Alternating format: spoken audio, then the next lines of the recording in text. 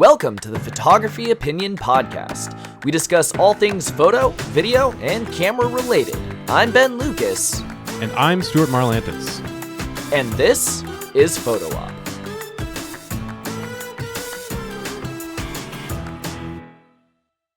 Welcome to the show. As we teased last week, we discussed a whole bunch of different types of photography and kind of how to some tips around those different types of photography. But there was one type that we said but didn't cover, and that was pet photography. And that's because we were giving it its own episode. So here we are with pet photography. We gave you a little cliffhanger, but we gotta connect these shows together somehow, right? So here we are with pet photography. How's that sound? Let's actually start by answering the cliffhanger. So last week's episode was how long is a photo shoot? And we went through different genres of photography and talked about how long you can expect to spend doing that. Yep. So the answer this time is the same as last time. It depends. Yeah. So are you shooting cats or are you shooting dogs? That's the main question. So I think I'll split this into three different categories. All right. Mm-hmm. Category number one is I ran like a Christmas card, like pet photo booth thing at a dog training facility where people just got pictures of their pets. And that was just a very high volume thing. And I think for that one, each person had somewhere between 2 to 5 minutes. Like it took a little bit of time to work with them. But once we got a shot that was workable enough, we called it a day and they got their Christmas card and we moved on. So you can kind of just, and the other thing too is if they're not ready, they could kind of sit off to the side and there was someone else who was coming in. So you can kind of churn through it decently quickly if you're already set up and you're shooting pets like that. The second kind is if you're doing something for like an animal shelter or something where you still have volume but you want to take a little bit more effort, I would probably spend 20 to 30 minutes per pet. Maybe 10 or 15 minutes up front of just kind of getting them comfortable and acclimated to you, and then trying to let their personality come out, whether they're fun and happy and bouncy or whatnot. And then type number 3 is an actual commission where someone said, "Hi, I need you to take pictures of my dog's spot." And then you're like, cool, we're going to spend the next 3 to 4 hours going around to different places and trying a bunch of different things. And you're going to have a whole bunch to choose from. And again, photographers, that when you're doing TPF, value your time. But when someone is paying you, your time is not as valuable as the thing you provide afterwards. Like unless you are honestly shooting, like hundreds of dogs and you're like, oh, I'm not going to waste any more time on that. The more variety you shoot, the more prints they are going to buy of their pet because people spend way more on their pets than they spend on themselves. For sure. Like absurdly more. It's ridiculous. Well, I think we've got a few different. We've kind of broken this pet photography thing into a few different categories of advice for you. So I think we're going to start with some gear, and then we're going to move into more how to actually deal with the pet itself. So first off is lenses. What do you recommend, Ben? So if you look online, everyone's recommendation is going to be like nifty 50 because you can get kind of close to the animal and get the shallow depth of field, which if all you have is a nifty 50, cool. Yeah, that's doable. But it's workable. And so I'm going to preface this with a terrible picture of a pet is kind of like a terrible picture of a baby. Everyone's still going to love it if it's a cute baby. And you're going to love it because it's your baby, even though it's 4-legged. Unless you're Jen's cat, Izzy. Shout out to the 3-legged cat. Which I did a photo shoot for when she adopted her, by the way. That was took like an hour and a half because the cat was incredibly scared of me. If you're shooting a tripod, bring a tripod. That's a hot tip. Good tip. It really is. No, so if that's all you have, fine. But I kind of don't like those pictures. They seem too like banal. So my preference is to go to either extreme. So either whip out your 7200 and just rack it to 200 and get as far away from them as you can. And we'll talk about like handlers and stuff later. So that you can get like 200 at 2.8 is going to get you a much better perspective and depth of field than 50 at 1.8. Just for bar sure. none. For sure. Yeah, I mean, you can look at it much like portraiture of people where, I mean, like 50's okay, but like 85's better. And sometimes 200 is even better than that. So yeah, you can certainly go into the long end. I like wide. Well, I like shooting wide just in general, but as you said, the other direction is the wide direction, and that is really fun too. You can go to the extreme wide if you want to get those, like giant dog nose pictures that were like really an popular for a while. Fisheye or yeah, something. like a fisheye, exactly. Or you can just kind of be more moderately wide. Which is a cool look, I too. shoot with a 20 mil prime rectilinear lens, so Nice. it doesn't have the fisheye look, but it still gets incredibly wide. wide. And then you can get really close to the dog, and it doesn't have the like bulbous nose thing, but they look cute. Yeah. They look real cute. Yeah, when wide's you a good way get to really go. wide, because it makes their head look big, and it's great. So I actually have a particular style preference. The next category here is lighting. I have a particular style preference when it comes to lighting each of those. Although before I mention them, lighting a pet is exactly like lighting a human. Like, all of the same rules apply. You don't want them to have raccoon eyes. You want them to have flattering either backlight. Well, backlight will light up all of their fur hairs, which sometimes that's nice, sometimes that's annoying. Totally up to you. But yeah, pay attention to your lighting, especially with pets, because you might not think about it. But my preferences for lighting is when you're shooting really, really long, backlight them and go natural light. And so then it'll look like just kind of like, oh, they're glowy and angelic and in this field or whatever. But my preference for when you're shooting angled, actually still backlight them. Always backlight. There you go. But use a flash. Because when they're up close to you, you can hold your camera in one hand and your flash with like a softbox or something in the other hand. And then it just gets that really cool look. And when I shoot wide, I don't like stop down to like 2.8 or whatever. I'm actually on the other side, and I'll shoot at like f10, f16, whatever it is, so I can get like the nice like dark blue skies and kind of get that cool flash portrait look. Because people don't usually see those photos of their dogs or pets, so when you can take that photo, it just blows their mind. Yeah, for sure. Not really an equipment thing, but I wanted to really quickly mention this. Focus on their eyes. Like that. Oh, yeah. That's obvious for humans, but some people think you can get away with pets like focusing different places. You generally can't unless you're going for something really stylized, like the nose thing, for example. Maybe you do want to focus if they're licking their on the nose. Yeah, but that's otherwise, the only exception. and this goes for wildlife photography actually in general, is focus on the animal's eyes. It'll be a lot, just hugely better as a result. Like it just seems off if you're focusing anywhere else unless you're going for a very specific, very considered stylistic or narrative choice. So, and actually to that same end, when they're very far away from me, I can generally get away with shooting at 2.8. But when they're right up next to me, they want to stand up and they want to get in my face and they want to like lick the camera lens and they're just kind of all over. So I like shooting at f10 or f16 and then adding in flash, not just because I think it looks good, but I want to give myself the latitude so they move out of the focus plane. Their eyes are still sharp, 100%. because they are moving all the time and they're moving faster than me or my camera can focus. And I want to make sure that I get that shot Nothing ruins a perfect shot more than it being out of focus. Yep, definitely.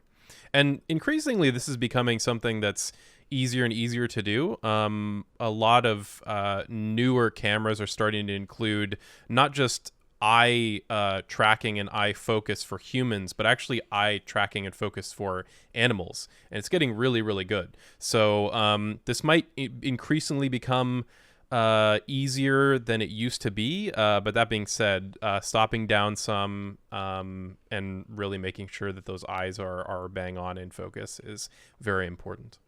It is really important. While we're on the subject of lighting, so if you're doing the outdoor like sunset strobe look, obviously you need a light, or a flash rather.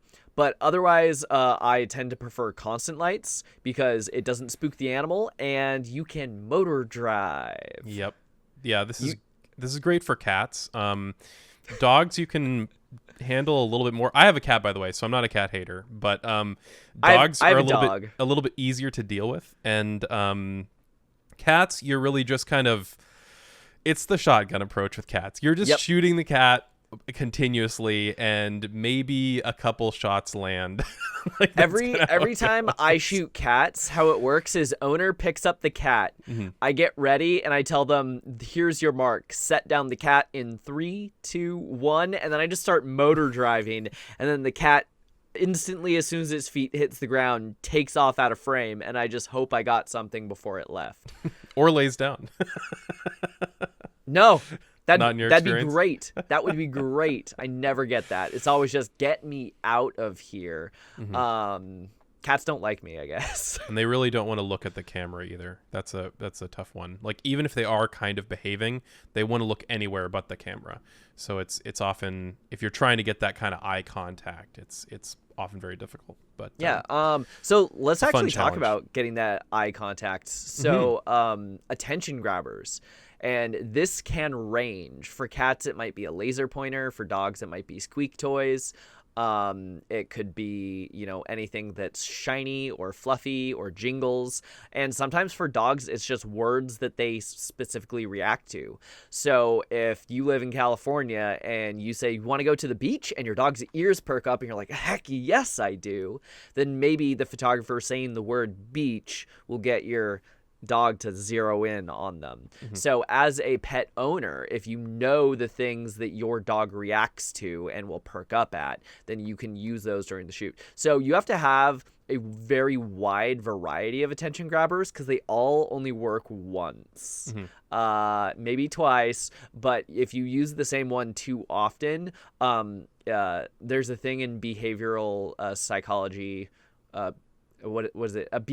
Behavior extinction, which is when an animal is trained to respond to a word, if they stop getting the reward that they were trained to expect, then the behavior extincts. They will stop doing the behavior because they will no longer associate.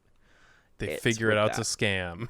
Exactly it. And you can, if you get really fancy, you can include the attention grabbers in the photo potentially. I'm a sucker for like where the dog is like leaping and trying to grab a frisbee or a ball or something. Some of those shots can just be super cool. Obviously very difficult to pull off, but really cool. There, even though there might be a better segue here, one that I definitely do not want to miss out is angle. Yes. Far too many people shoot from their eye level. You really need to get down on the ground and shoot at the pet's eye level. Or lower. Yeah, or lower.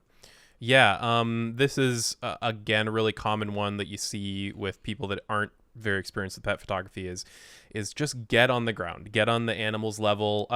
You're really much like, as we keep coming back to, like, shooting pets is actually more like shooting humans than you would expect. And you wouldn't shoot a person, except in very specific circumstances, from like the equivalent human eye level to a pet.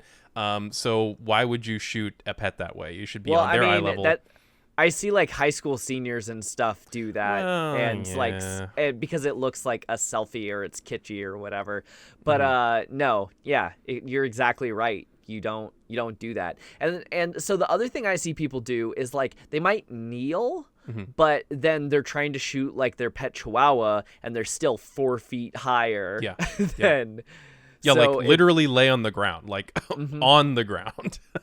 And I actually saw, when I was researching this episode, I actually saw one pet photographer that puts knee pads on under their pants. Oh, nice. They're just wearing knee pads the whole time. So that's another thing to consider for gear for you, of like grab one of those like gardening pads if you need to lay it down, or knee pads or whatever, because you're going to be on the ground like the whole time. Yeah.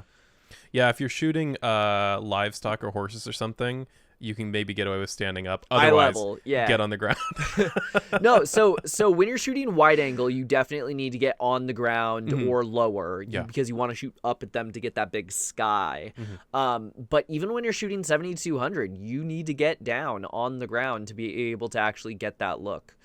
Because then you're going across them instead of shooting down into the ground. Like, seriously. Get on the ground. Speaking of skies, what do you think about surroundings for pet photography? Their backdrop or their background?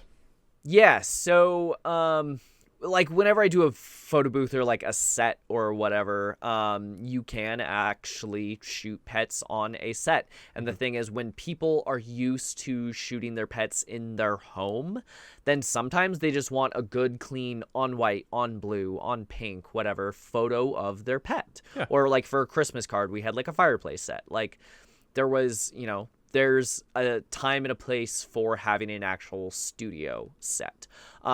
But let's assume that you're talking out on location. My 2 favorite backgrounds are anywhere where it's big, wide open space, where it's 70 to 200. There is enough space between the pet and the background that I cannot see whatever is back there. Whether it is people or trees or parking lot, you would never know because I'm blowing it all out with my 2.8 lens. The other thing that I like is I like to get a little bit on a hill. Is actually the way I prefer it. So that way when I get down not like a steep hill, just like a slight incline. When I get down below them, I can actually shoot up at them, which means I can get a little bit of foreground and hill in the foreground. And then if they're at the peak of that, then behind them, there's nothing. There's no people. There's no city buildings. It is just the cleanest, most like minimal background you can. If you shoot at a waterfront, you can get kind of the same thing where all you see is water and sky because you're shooting wide angle. So any shores or city stuff in the background is going to minimize. I just like to keep the focus on the pet. I don't actually like showing backgrounds that much. Yeah, I've occasionally seen a few that I like. Actually tends to be more cats than dogs, where they're in an environment, like a urban environment, for example, or I've seen some kind of farm environments that are interesting, but that's less. The focus is then really less on the pet, like it's more on their surroundings. They're obviously a part of this narrative in this setting, but it's less on the pet. Like it's pure pet focused photography that doesn't really work as well. Occasionally you can pull it off. I'm just throwing that out there. There are some that are good, but I see more true focus on the pet that is better than I do see really good if you live in style. Europe and your sidewalks are all cobblestone, exactly. Yeah, like old, just shoot them in the street. That'll be great. It looks amazing. Like if you've got like I've seen a lot of like Japan for this, where there's like castles or really cool old like narrow streets, and there's like a cat or often like a Shiba Inu. That stuff can look really sweet, but here in the West Coast of the United States, everything is young and a lot of it's really ugly and boring. So we can't benefit from that. But if you live in a cool part of the world, go for it. So honestly, I'm trying to think about my favorite pet shots, and pretty much for every pet shot, what I've done is it's either been at the client's home, so it's just like their living room or their backyard or whatever, or we just went to a local park and it had enough space that I could blow out the background, or we found like a waterfront or some like a green front or some kind of thing where there was no like people and distractions behind them. Yeah. Something else you can look for that's kind of cool is if you see any little like rock or boulder or something, you can put them on the rock, and then they're just like so happy up there, and then you can kind of get this shot of them kind of sitting up there, and every time I see that, those look really cool. Excellent. Yeah. That is a great point. If you have something that part of the environment that very intentionally brings attention to the pet, that can be really effective. So yeah, I dig it. So there's not a whole lot to say when it comes to gear. I think we've kind of covered the aspects of like lenses and lighting and how to actually shoot it. So here are some tips on when you're actually working with pets. And I'm going to focus more on dogs, because if you have a cat, you're screwed. Good luck. Best of luck to you. I have no tips for cats. So yeah, tips for dogs, because dogs listen to you sometimes. So no, when you're working with the pet, I like to keep them actually on a leash and Photoshop out the leash later. It is a lot easier to kind of just like get the photo that you need. There's like a really short leash you can get with like a tie down. If you use one of those, then you can get the long 70 to 200 shot without them like running away or something, and just Photoshop out the leash after. Otherwise, you can have their person standing by, but then you probably you have to use a longer leash, because otherwise your leash is going to be going up like through the frame. You want your leash going straight down to the ground and just like disappearing. You can do it without a leash. You just make sure you're doing it in an area that is safe for your pet. As always with every photo shoot, safety first. Yep, for sure.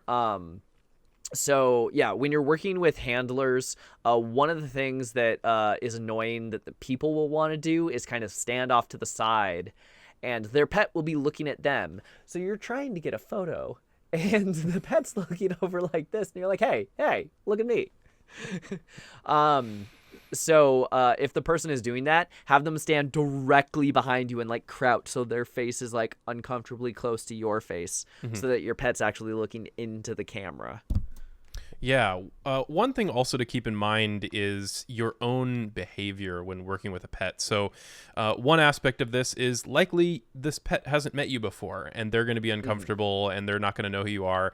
And so they're going to be kind of extra on edge. And one thing that animals are particularly good at is picking up on human stress levels, human irritation. If you are stressed and you're irritated, even if you think you're not putting that out there, you probably are to the pet, and they're going to pick up on that, and they're going to become on edge. They're going to become potentially frustrated or irritated or stressed as a result. So you need to this needs to be a very calm environment. You need to just relax.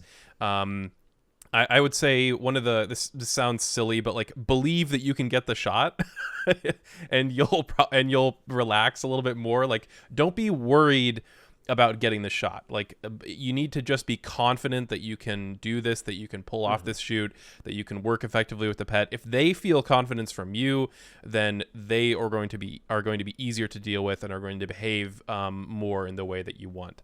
So that's huge. I hesitate to say that's the most important thing, but boy, it's up there. Like, you really need to focus on important. That. Yeah. So yeah, when you're shooting with people, like I did a wedding once where I held the camera up to my face and I went to focus, and my thumb just went through the air, and I'm like, this is a weird sensation. What is happening right now? Why is my thumb not hitting my camera? And I pull my camera down and I look at the back, and the little joystick toggle had fallen off my camera. No.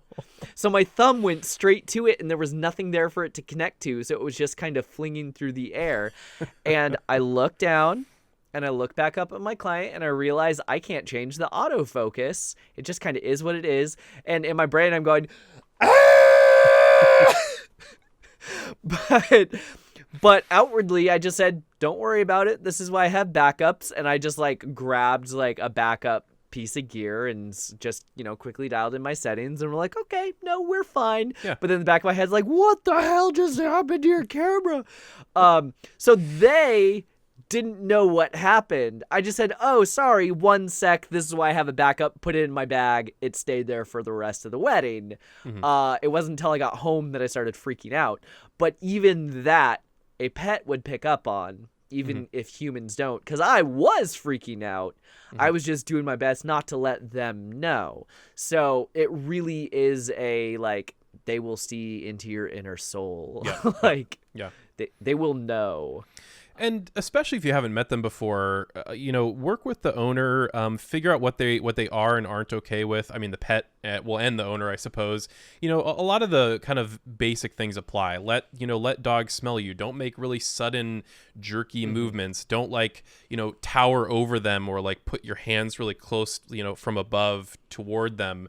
That can scare any pet. The normal just good animal behavior things apply as well. But definitely check with the owner if they're like, hey, they had an injury on the left side of their face. Don't mess with that. They can get really upset. Then that kind of stuff. So just ask questions and make sure that you follow what the pet is comfortable with. With cats, it can be more difficult. They are. I would say with cats, don't try to make them do anything because they won't do it, and if anything, they'll do the opposite. So, when I'm trying to shoot a cat, which since I have one, actually tends to be relatively frequent, but just in general with cats, you often have to intrigue them into doing what you want to do, than asking or demanding. That's not going to work. They're just going to run away. So if I want my cat, for example, to come to me, if I try to call him or make motions to him that that I want him to come to me, sometimes he'll listen because he's unusually nice that way, but most of the time he will ignore me. But if I get down on the ground and kind of intentionally ignore him, then he'll think, oh, well, I need to come over there. I need to see what's going on, especially if I pretend like I'm looking at something really interesting or messing with something really interesting on the ground. He'll want to come check it out. So oftentimes with cats and potentially even with dogs, you need to kind of trick them into doing what you want, trick them to following you, following your gaze. And then when you've got the cat, walking toward you, then you could potentially get a really good picture of them really facing you, being focused on you. So you need to trick them into that. Otherwise, like I said, the shotgun approach is pretty much what you have to do with cats. You just need to kind of follow them around, or don't follow them around, let them wander around you, and go from there. Oftentimes, even with owners, they won't necessarily pay attention to the owner. Cats are highly independent animals. They are generally not pack animals like dogs are, so they're not going to look to others for directions. You gotta work around that and kind of trick them into doing what you want. But even then, just stay calm. Cats are very quick to just totally avoid you if you're putting off weird vibes. So, gotta just work through it. Yep. I was just thinking, there was this one family shoot that I did where they had a Doberman, and very, very well trained under most circumstances. We told him to sit, sat. We told him to look, he looked. It was amazing. But kind of any time when the camera wasn't in when everyone was still, if they said, okay, we're kind of walking around, we're gonna do the next thing, he would bolt right at me and basically hit me in the face with his nose, because I'm at dog eye level, of course. And so earlier when we talked about be careful with new pets and kind of let them get used to you. It could be getting them used to your presence so they're not shy, but it also could be let them get their wiggles out, that if they're too interested, then all of a sudden they're like, oh, I've smelled you, you're good, I'll chill over here now, and then you can get the photos you need. Because if you're trying to get down on their level and put the camera in their face and they just keep bonking you with their nose, you're not gonna get the photo. So sometimes it takes time, same tip, but sometimes it's the opposite way. Just kind of acclimating them to a nice middle point where you can get more photos. As you can tell with a lot of this stuff, it really is build in some extra time to be around the pet, figure out what they like, figure out what they don't like. Like this is a process that takes time. You're unless you're doing, like you said, some sort of assembly line. If you're working one-on-one with a pet, it's just going to take some time. Yeah, so when I said if I'm trying to work with a pet, like that 30 minutes of working with like a shelter animal, of like the first 15 to 20 of that 30 minutes is just hanging out with them, no camera involved. Yep. And then if you're working with a person's animal, the first 10 minutes or so is absolutely nothing. And then maybe we take a few photos and we do a break, and maybe I throw a ball, and then maybe I have to get some photos of them like trying to come back through the ball. So there's going to be a lot of non-photography related things kind of interspersed in that 3 or 4 hours that I'm working with them.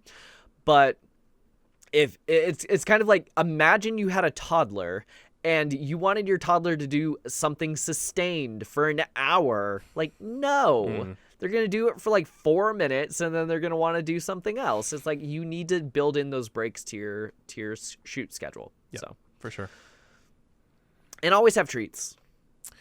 Yeah, certainly for dogs. Cats might be less interested. It depends. But yeah, some cats are into it. But reward them and make them feel like it's a good experience, so that when that client hires you to shoot their pet again, the pet will be like, "Ooh, cameras! I love cameras. I get treats when there are cameras." So, yeah, hopefully this has helped you and you feel inspired to take good photos of your pets. This time around, rather than asking for comments are great. If you want to go to the YouTube channel or the podcast app of your choice and leave comments, awesome. But let's try this instead. Email us, hello@photo-op.show, your best pet photo that you took using these tips, and if you want to give us some snippet of a thing that you applied through this episode to your own shoot. Oh my gosh, we would love to hear that. We would love to hear that this was actually helpful. So, yeah, send us your pet photos. Who doesn't love getting pet photos? Exactly, right. Honestly. I mean, I think probably a good, 80% of my internet use is just looking at other people's pet photos. So, yeah, I'm into it. I'm not going to complain about that. I could always see more. So that's been it for this week. We hope you found this useful. A last little plug here is we have a Patreon. If you want to help us keep the mics on, you can just do a $1 tip jar. Every little bit helps out. That is at my personal Patreon, which is kind of where all of this runs through. Patreon.com/nomcreative. So that likes, subscribe, and all that fun stuff. And next week is going to be episode number 52, and we have a very special kind of 1-year anniversary thing coming out. Yeah, we will have been doing this for a year, or at least 52 weeks worth of episodes. Maybe not perfectly on a year. A little over a year. I'm not sure if there have been a couple of skips or so, but pretty close enough. So we're going to do a year special, and I don't think we're going to tease the content for that one. You're just going to have to show up and listen to it and see what our special episode is all about. It will still be fun and useful to you, though. We promise. For sure. If you have questions or ideas for future episodes, you can email us at hello@photo-op.show. Watch us on Ben's YouTube channel at NomCreative. As in Om Nom Nom. Share this with a friend, and you can listen to Photo Op anywhere podcasts are sold. Or download it. 'Cause it's free.